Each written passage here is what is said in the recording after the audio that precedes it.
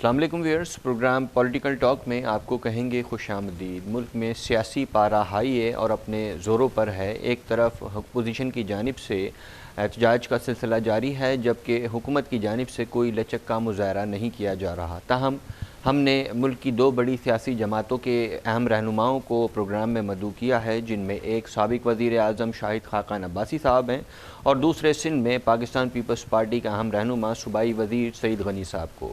ملک کی موجودہ سیاسی صورتحال کے حوالے سے ہم نے اہم گفتگو کی ہے اور ملک میں کیا ہونے جا رہا ہے اس پر نظر ڈالیں گے۔ آج دونوں مہمان گرامی ہمارے ساتھ موجود ہیں۔ سب سے پہلے تعارف کرائیں گے سابق وزیر اعظم شاہد خاقان عباسی صاحب کا۔ السلام علیکم۔ شیخ رشید کا کہنا ہے کہ جلسے سے کوئی حکومت کا خاتمہ ممکن نہیں ہے، تو یہ وقت ضائع نہیں ہوگا۔ باتوں سے ریلوے بھی نہیں چلتی، تو ہم اپنا کام کر رہے ہیں، وہ ریلوے چلائیں جس کا کام ہے۔ نہیں، کوئی حتمی اعلان نہیں ہے، حتمی اعلان کوئی نہیں ہوتے سیاست میں۔ یہ بھی ایک جلسہ تھا، معاملے کو عوام کے سامنے رکھنا ہے، تو آج بھی اس کے بعد لاہور میں بھی جلسہ ہے، یہ سلسلہ چلتا رہے گا۔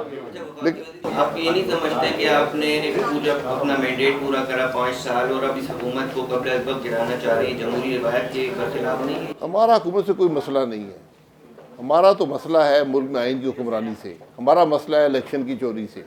اصل بات یہ ہے، ہمارا مسئلہ آج عوام کی تکلیف ہے، آج ملک کی معیشت کی تباہی ہے، ملک میں ترقی میں رکاوٹ ہے، سی پیک کا خاتمہ ہے، ہمارے تو یہ مسائل ہیں۔ یہ حکومتی ریٹ کو چیلنج کرنے کی صورت میں خدا نخواستہ آپ کے قابلین کو، جن میں مریم نواز، ان کو اگرچہ گرفتار کر لیا جاتا ہے، تو آئندہ کا عمل کیا ہوگا؟ کون سی حکومت کے ریٹ ہے؟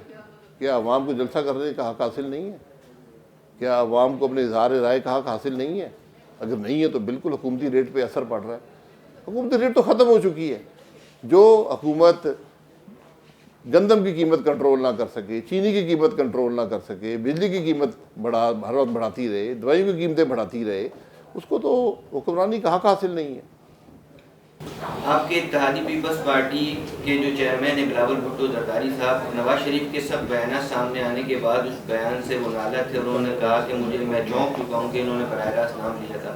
مستقبل میں جا کر اگرچہ پی ڈی ایم کے اتحاد سے علیحدہ ہو جاتی پیپلز پارٹی تو آپ کا شرارہ بکھر جاتا، آئندہ کی کیا حکمت عملی ہوگی آپ لوگوں کی اگر پیپلز پارٹی آپ کے؟ دیکھیے، بلاول بھٹو صاحب نے اپنے رائے کا اظہار کر دیا ہے، وہ آج بھی اسی بیانیے پر قائم ہے جس پر نواز شریف صاحب قائم ہیں، کہ ملک میں آئین کی حکمرانی ہو، جس سے کوئی تو پاکستانی ڈس ایگری نہیں کر سکتا۔ اور شیرازہ کبھی بھی تحریک کا شیرازہ نہیں بکھر سکتا، کہ تحریک ایک اصول پر قائم ہے۔ نواز شریف صاحب اتنے سب بیانات دے رہے ہیں، کیا وہ مستقبل میں آ کر اپنی سیاست کو ان کو سپیس دی جائے گی مسلم لیگ نون کو مزید؟ آئین کے مطابق تو ہر ایک کو سپیس حاصل ہے نا، چاہے سیاسی جماعت ہوں، شخصیت ہوں، آئین آپ کو رائے کے اظہار کا حق دیتا ہے۔ تو ہماری تو مسئلہ یہ ہے کہ ہم کہتے ہیں کہ ملک آئین کے مطابق چلے، کسی شخص یا ادارے کو یہ حق حاصل نہیں ہے کہ کسی کے بات کو روک سکے یا کسی کو سیاست سے علیحدہ کر سکے۔ یہ ہم نے بہت آزمائے ہیں، یہ حربے ہمیشہ ناکام رہے ہیں۔ جی ویورز، آپ نے سابق وزیر اعظم شاہد خاقان عباسی کا موقف جانا۔ اب ہم اپنے دوسرے مہمان سے آپ کا تعارف کرائیں گے۔ صوبائی وزیر تعلیم ہیں سندھ میں سعید غنی صاحب کو۔ السلام علیکم۔ پی ڈی ایم کی قیادت کی جانب سے کہا جا رہا ہے کہ 13 دسمبر کو اہم اعلان متوقع ہے، آپ کے علم میں کیا ہے، ایسا کیا ہونے جا رہا ہے؟ 13 دسمبر کے جلسے سے پہلے 8 دسمبر کو غالباً ایک سربراہی اجلاس ہوگا پی ڈی ایم کی جو جماعتیں ہیں ان کا، اور اس میں کافی ساری چیزیں امکان ہے کہ طے ہوں گی، اور پھر وہی جو طے ہوں گی چیزیں اس کا اعلان 13 تاریخ کو کیا جائے گا۔ جماعت اسلامی کی طرف سے پی ڈی ایم کو یہ پیشکش کی گئی ہے اتحاد، آپ کیا جواب دیں گے اس پیشکش کو؟ دیکھیں، یہ فیصلہ کرنا میرا اختیار تو نہیں ہے، اور نہ ہی صرف پیپلز پارٹی کا اکیلے ہوگا۔ پی ڈی ایم چونکہ کئی جماعتوں کا ایک الائنس ہے، اور جو بھی فیصلہ اس حوالے سے کرنا ہے وہ پی ڈی ایم کی تمام جو ارکان جماعتیں ہیں انہوں نے کرنا ہے، اور شاید اگر اس قسم کی کوئی آفر ہے تو ہو سکتا ہے کہ 8 تاریخ کو جو اجلاس ہو اس میں اس پہ بات ہو۔ 13 تاریخ کے جلسے سے کیا توقعات وابستہ ہے؟ جلسہ تو بہت زبردست ہوگا، تاریخی ہوگا۔ میں سمجھتا ہوں کہ جو ملتان میں ہوا ہے کہ اتنی زیادہ گرفتاریاں کی گئیں، صرف ملتان میں پیپلز پارٹی کے کوئی 1000 سے زائد کارکن گرفتار کیے گئے، اور میں خود میں موجود تھا، تو یہ پہلی دفعہ ہوا ہے، شاید کسی عامر کے دور میں بھی نہیں ہوا کہ دور دراز کے جو گاؤں ہیں، علاقے ہیں دیگر اضلاع کے، میں ملتان کی بات نہیں کر رہا، میں ساؤتھ پنجاب کے جو دیگر ڈسٹرکس ہیں ان کی بات کر رہا ہوں، وہاں بھی جو دور دور گاؤں ہیں، دیہات ہیں، وہاں پر بھی اگر ایک آدھ آدمی بھی ایکٹیو تھا جو یہ کہہ رہا تھا کہ جی میں جلسے میں جانا ہے، تو ان لوگوں کو بھی اٹھایا گیا۔ تو پورے ساؤتھ پنجاب سے ہزاروں لوگ گرفتار ہوئے، درجنوں ایف آئی آریں کاٹی گئیں، اور جس قسم کا ماحول وہاں بنایا گیا تھا، ایک تاثر تھا کہ شاید کوئی شخص گھر سے بھی نہیں نکل سکے گا، کنٹینرز لگا کے ہر گلی ہر راستے کو بند کیا گیا، ملتان میں انٹر ہونے والے سارے راستے بند کر دیے گئے۔ لیکن ان تمام چیزوں کے باوجود بھی آپ نے دیکھا کہ جب جلسے کا وقت آیا تو لوگ کس طرح سے باہر نکلے، اور ایک بہت بڑا جلسہ حکومت کی ان تمام بدماشیوں کے باوجود بھی ہو گیا۔ تو لاہور تو ظاہر ہے پہلے سے پلان تھا کہ لاہور کا جلسہ ہم نے سب سے بڑا کرنا ہے، تو اگر یہ کوشش حکومت کرے گی تو بھی ایک مثال موجود ہے کہ ملتان میں ہو چکا ہے ان تمام چیزوں کے باوجود بھی، اور لاہور میں انشاءاللہ تعالیٰ مجھے امید ہے کہ بہت بڑا جلسہ ہونے جا رہا ہے۔ قوم کے وسیع تر مفاد کی خاطر تحریک کو دوام بخشنے کے لیے، حکومت کو گرانے کے لیے تحریک جو چل رہی ہے، کہ اگر آپ واقعی اس میں سنجیدہ ہیں تو حکومت اور وزیر اعظم کے خلاف تحریک عدم اعتماد کیوں نہیں لاتے؟ دیکھیں یہ تمام آپشنز تو اویلیبل ہیں نا پی ڈی ایم کے پاس، اور کوئی بھی جو اس قسم کی تحریک چلائی جاتی ہے کسی حکومت کے خلاف، تو یہ نہیں ہوتا کہ پہلے ہی دن وہ ساری چیزیں کر لی جائیں۔ تحریک کو آگے بڑھانے کے لیے مختلف اقدامات کیے جاتے ہیں اور ایک ایک قدم کر کے آگے بڑھا جاتا ہے۔ اسی طرح یہ جو پی ڈی ایم کی تحریک ہے، یہ اس کا سلسلہ بھی شروع ہوا، اور آپ دیکھیں کہ جیسے جیسے جلسے ہوتے گئے اس کے اندر لوگوں کی تعداد بھی بڑھتی گئی، اور حکومت کی جو پریشانی ہے اس میں اضافہ ہوتا گیا۔ تو اس میں بہت سارے آپشنز ہیں، عدم اعتماد بھی ہو سکتی ہے، ریزگنیشنز بھی ہو سکتے ہیں، مارچ بھی ہو سکتا ہے، تو بہت ساری چیزیں ہیں، اور وہی میں سمجھتا ہوں کہ شاید جو 8 دسمبر کو اجلاس ہونا ہے اس میں بہت ساری چیزیں طے کر لی جائیں گی۔